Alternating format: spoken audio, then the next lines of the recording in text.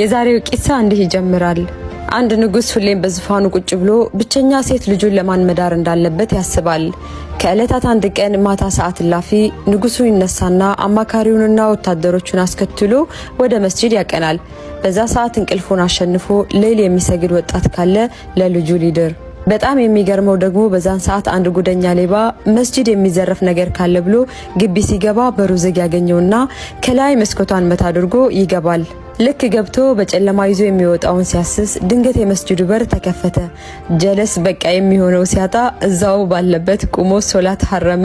ወዶ የለ ንያ የለ በቃ ከነዛ ሰዎች ብቻ ለመትረፍ ሲል ሶላቱን ጀመረው። ንጉሱም እንዲህ አለ፣ ሱብሃንአላህ ለአላህ ካለው ጉጉት የተነሳ በሩ ቢዘጋበት ከላይ ገብቷል። አጂብ አለ፣ ጉዱን አላወቀ። ከዛም ለወታደሮቹ ሶላቱን እስኪያጠናቅቅ እዛው ጠብቀው ቤተ መንግስት ድረስ እንዲያመጡት ትዕዛዝ ሰጥቶ ንጉሱ ተመለሰ። ሌባው ግን በቃ የፍራቻ ብዛት ልክ እንዳሰላመተ ወዲያው ሌላ ረካዓ ይሐረማል። ይህን ሁኔታዎችን ያዩ ወታደሮች በግርምት ይመለከቱታል። ከሰላቱ መርዘም የተነሳ መጠበቅ የሰለቻቸው ወታደሮችም ልጁ የጀመረውን ረካዓ እንዳጠናቀቀ ሊያስቆሙት ይወስኑና ልክ እንዳጠናቀቀ እጁን ይይዙታል። ከዛም ይዘውት ወደ ቤተ መንግስት ወሰዱት።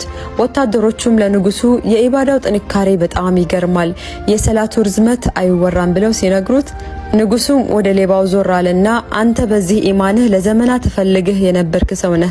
ስለዚህ አንዲት ብቸኛ ልጄን እድርሃለሁ፣ ስልጣኔንም እሰጥሃለሁ አለው። ሱብሃንአላህ ማአክረመክ። ሌባውም የሚሰማባቸውን ጆሮዎቹን ማመን አቃተው። ግራ በመጋባት አቀረቀረ። አንገቱን በሀፍረት ደፋና እንዲህ አለ፣ ያ አላህ ከሰዎች ለማምለጥ ዝም ብዬ አስመስዬ በሰገድኩት ሶላት እንዲህ አይነት ከሆነ ስጦታ አንተን በመፍራት ከልቤ በሰግድ ምን ይሆን ስጦታ? እዚህ ቂሳ ብዙ ነገር እንማራለን።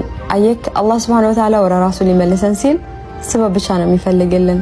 ይህ ቪዲዮ ከወደዳችሁት ሌሎችም እንዲጠቀሙበት ሼር በማድረግ ተባበሩኝ። ሰላም አለይኩም።